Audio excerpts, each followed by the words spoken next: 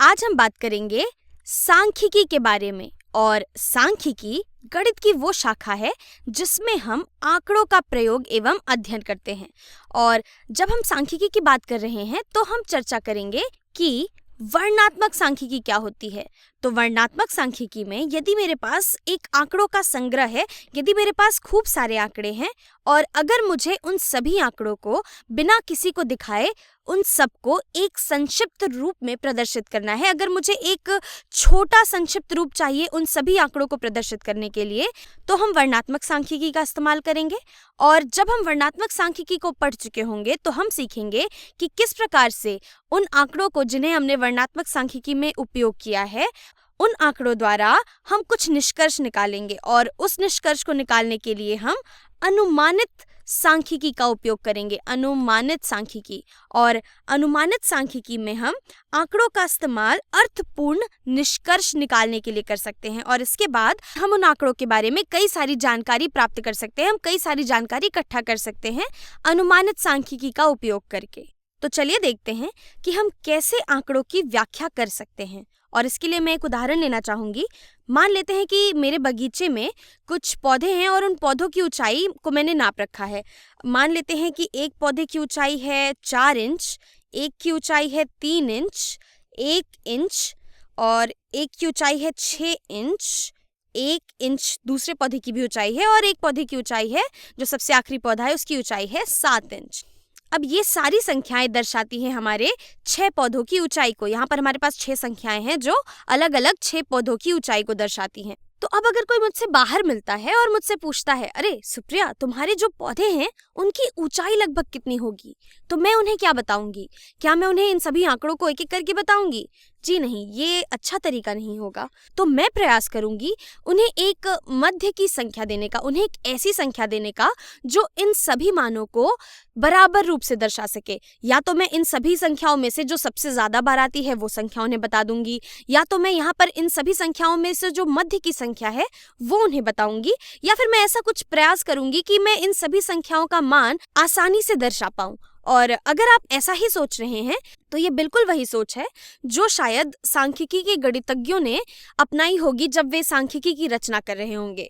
तो चलिए इस चर्चा को आगे बढ़ाते हैं और इसको समझने के लिए हम चर्चा करेंगे औसत की।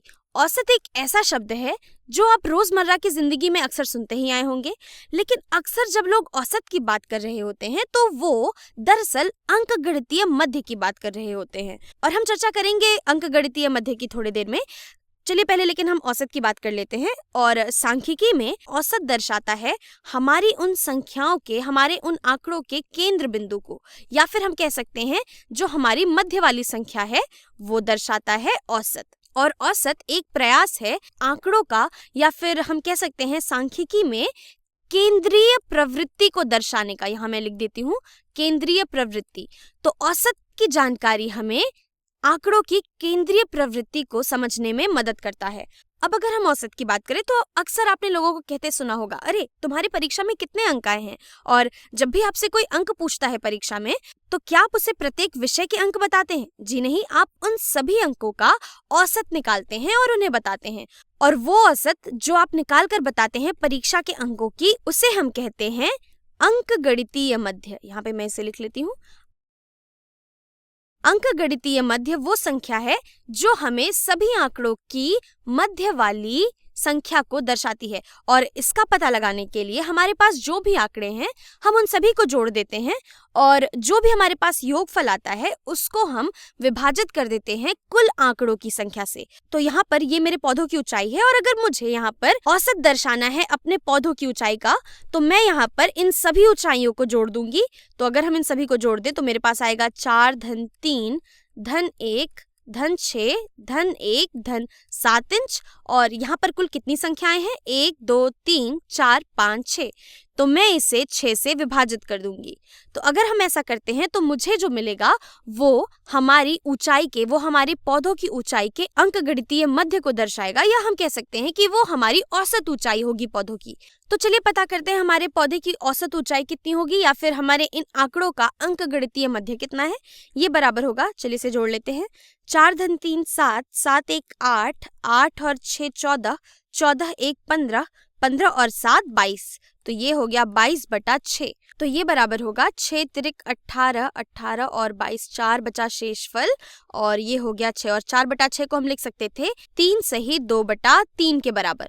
तो ये दर्शाता है हमारे अंकगणितीय मध्य को, या फिर हम कह सकते हैं कि हमारे पौधों की औसत ऊंचाई 3 सही 2/3 इंच के बराबर है, और ये इन सभी संख्याओं के मध्य संख्या को प्रदर्शित करता है। और अगर मैं चाहती तो मैं इसे एक दशमलव के रूप में भी लिख सकती थी। मैं इसको लिख सकती थी 3.6, और ये 6 के ऊपर मैं ये बिंदु डाल देती। ये दर्शाएगा कि ये 6 अनगिनत रूप से आगे बढ़ता ही जाता है, ये कभी भी अंत नहीं होता इसका प्रसार। तो यहाँ से हम कह सकते हैं कि अंकगणितीय मध्य एक बहुत ही अच्छा और बहुत ही सरल तरीका है जो मानवों ने इजाद किया है, जो हम सबने मिलकर बनाया है, जो दर्शाता है हमारे आंकड़ों के केंद्र बिंदु को। और ये बहुत ही प्यारा तरीका है जिससे हम किसी भी आंकड़े को एक संक्षिप्त रूप में प्रदर्शित कर सकते हैं। और यहाँ पर इस बात पे कोई प्रतिबंध नहीं है कि आप इस मध्य को किस प्रकार से दर्शाते हैं, ये मात्र एक तरीका है हमारी सहूलियत के लिए। तो ये सभी तरीके सामान्य रूप से मध्य को दर्शाते हैं, और ऐसा कोई भी प्रचलन नहीं है, ऐसा किसी भी किताब में नहीं लिखा गया था कि हमें इनमें से कोई एक तरीका ही अपनाना है। तो यहाँ पर कोई प्रतिबंध नहीं है कि किस प्रकार से हम मध्य को निकालेंगे, जैसा कि वृत्त की परिधि निकालने पे होता है, क्योंकि उसका ज्ञान हमें ब्रह्मांड के ज्ञान से प्राप्त हुआ था। अक्सर जिन चीजों को हम पढ़ते थे वो गोल होती थी, और ब्रह्मांड को पढ़ते पढ़ते हमें पता चला कि वृत्त और उसकी परिधि को हम किस प्रकार से निकाल सकते हैं। लेकिन यहाँ मध्य को निकालने का तरीका काफी आसान है। अब हम बात करेंगे एक और तरीके की जो हमारे आंकड़ों की केंद्रीय प्रवृत्ति को दर्शाएगा, और उसे हम कहते हैं माध्यक। तो अब माध्यक क्या होता है?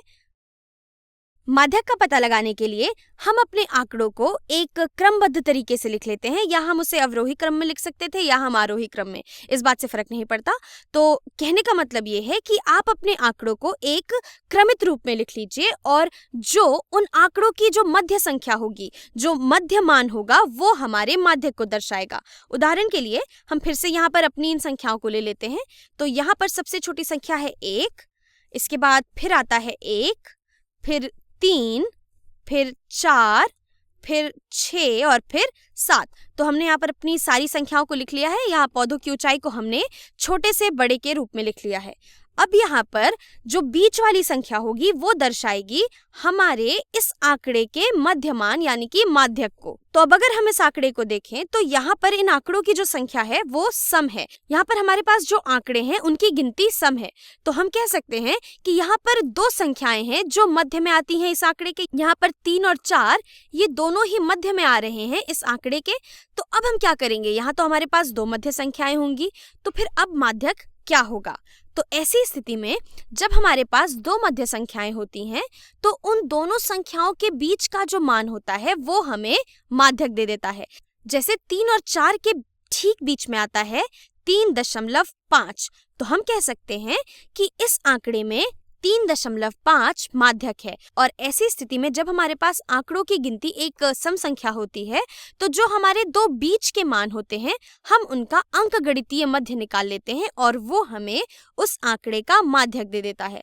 खैर, ये तो बात हो गई हमारे सम संख्याओं के बारे में। अब अगर हमारे पास आंकड़ों की गिनती विषम होती तो हम क्या करते? तो चलिए मान लेते हैं हमारे पास दूसरे आंकड़े थे। यहाँ पे मैं इसको दर्शा रही हूँ कि मैंने अलग आंकड़े लिखे हैं इधर। अगर मेरे पास होता 0, 7, 50, 10,000 और मान लेते हैं कि मेरे पास होता 1 लाख, यहाँ पे 1 लाख। ठीक है, तो अब अगर हमें इनका माध्यक निकालना होता तो हम कैसे निकालते? और यहाँ हम कह सकते हैं कि हमने पहले से ही इन आंकड़ों को एक क्रमबद्ध तरीके में लिखा हुआ है, तो माध्यक जो होगा वो इन संख्याओं की सबसे बीच वाली संख्या होगी। अर्थात यहाँ पर 50 इन संख्याओं के बीच में आता है, तो 50 दर्शाएगा इन संख्याओं के माध्यक को। तो हम कह सकते हैं जब आंकड़ों की गिनती सम होती है तो मध्य की दोनों संख्याओं का अंकगणितीय मध्य हमें माध्यक दे देता है, और जब आंकड़ों की गिनती विषम होती है तो मध्य वाली संख्या हमें माध्यक दे देती है। तो मैं आशा करती हूँ आपको ये सब समझ आ रहा होगा। और इसके अलावा एक और तरीका होता है जिसका उपयोग हम बहुत ज़्यादा नहीं करते, लेकिन हाँ उसकी भी अपनी अलग ज़रूरत है और उसकी भी अलग अपनी एक अहमियत है, और वो तरीका है बहुलक का। बहुलक। और बहुलक क्या होता है?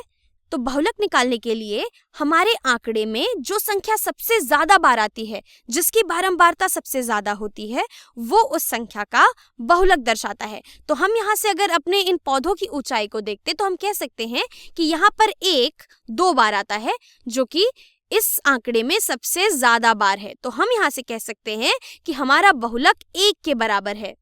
तो यहाँ पर हमारे पास विभिन्न तरीके हैं केंद्रीय प्रवृत्ति को दर्शाने का, और इन सभी तरीकों की अपनी अलग अलग अहमियत है, और हम इन सभी तरीकों को अलग अलग स्थानों पर जरूरत के अनुसार उपयोग करते हैं। अंकगणितीय, मध्य हुआ या माध्यक या बहुलक, इन सभी का उपयोग अलग अलग तरीकों पे अलग अलग चीजों के लिए किया जाता है, और हम अगले वीडियो में देखेंगे कि किस प्रकार से हम इन चीजों का उपयोग करते हैं।